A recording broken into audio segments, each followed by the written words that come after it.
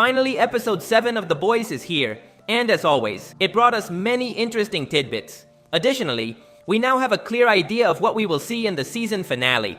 That's what we'll talk about here. Today on Charlietales, we'll analyze the episode and its characters. We'll also discuss those references you can't miss. Ready? Let's go!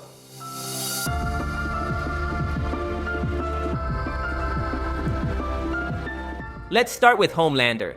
The episode begins with him frustrated by the humiliation from the previous episode. Homelander discovers that the traitor is still around and tries to capture him. Unfortunately, he kills Web Weaver by mistake, one failure after another. But things really get bad when he discovers that A-Train is the traitor, and this hurts him deeply.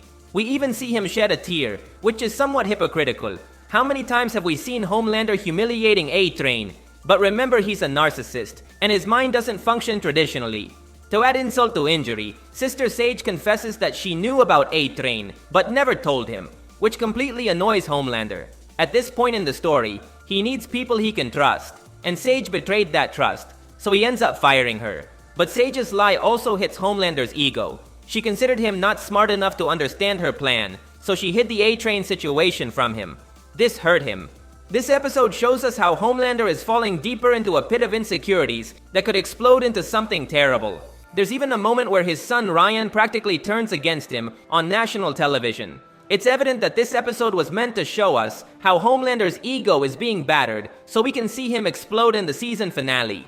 I'll talk more about this later. For now, let's move on to Sister Sage. She reveals that she always knew about A-Train's betrayal, but also tells us that she was using him to feed false information to the protagonists. From the beginning, Sage had control of everything. For example, in this scene where she talks to a contact about her plan to kill the president, A-Train takes a photo of her and sends it to the boys. But this was part of Sage's plan. The chosen assassin is a shapeshifter, and Sage wanted the boys to find him so that the shapeshifter could infiltrate among them, which he manages to do.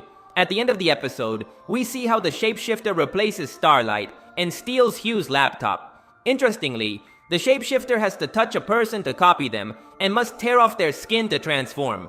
This is similar to the series Supernatural.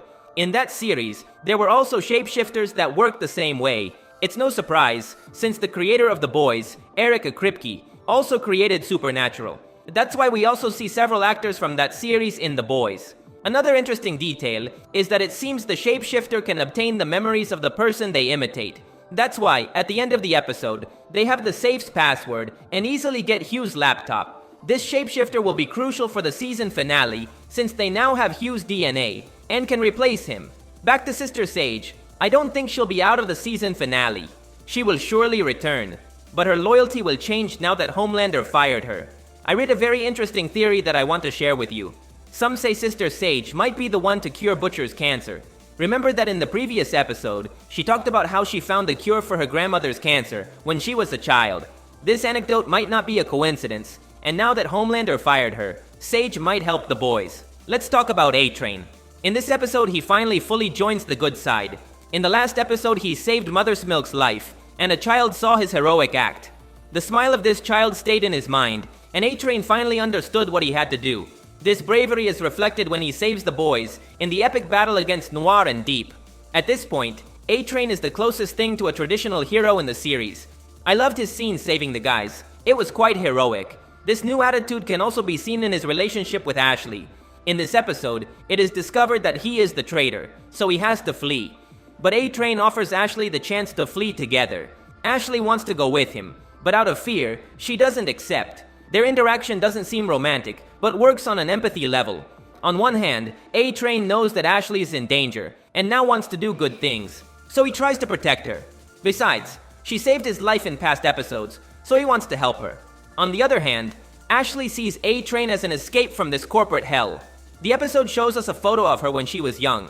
Ashley was the classic stereotype of a young feminist, with hair in her armpits and a Che Guevara t-shirt. She was anti-system, and now she is trapped in this corporate cage. She wants to leave but is afraid. Let's talk about Deep. In this episode, we explore his personality much more. We see how he has a romantic relationship with an octopus named Ambrosius. Interestingly, this creature has honest feelings for Deep, but he has rejected her several times to remain loyal to Vought. Deep is similar to A-Train. Both received an option to leave the company this season, but acted differently. Ambrosius tells Deep to leave everything so they can flee, but he refuses and even ends up killing her, making it clear that his loyalty is with Homelander. Deep does the opposite of what A-Train did in this episode, surrendering to darkness. But even as an evil character, Deep is pathetic. At the end of the episode, we find out that Noir was also sleeping with Sage. But the funny touch is that with Black Noir, Sage never lobotomized herself. She had conscious relationships with him, but with Deep, she never could. He's such a pathetic character that Sage could only touch him while lobotomized. We still need to talk about Butcher. In this episode, we see him having a moral debate with Kessler in his mind. In the last episode, it seemed he would succumb to darkness, but he apparently managed to overcome it. We see how Butcher trusts his team and tells them his idea about the lethal virus. This surprised me. Many of us cheered at this point, but at the end of the episode, we were shocked to see that Kessler drugged Butcher to knock him out. How did he do it? Throughout the episode, we saw how Kessler subtly started undermining Butcher's mind. For example, in this scene, he attacks him by reminding him that he once cheated on Becca with a waitress. From here, Kessler was already sowing insecurities in Butcher to take control. Thanks to this, he had enough strength to drug Butcher. Kessler is still dangerous, and remember, we still don't know what his superpower is. Most likely with Butcher unconscious, Kessler will take control in the next episode and use his body recklessly. And what will we see in the season finale? The episode makes it clear that Homelander plans an armed attack on the president so that Newman can take power. It seems this will be similar to what happened with Kennedy in the 70s, so the next episode will be about how this attack is executed while the boys try to stop it. But it will be very difficult with the shapeshifter infiltrated among them. If the armed attack fails, we will likely see something more powerful from Homelander.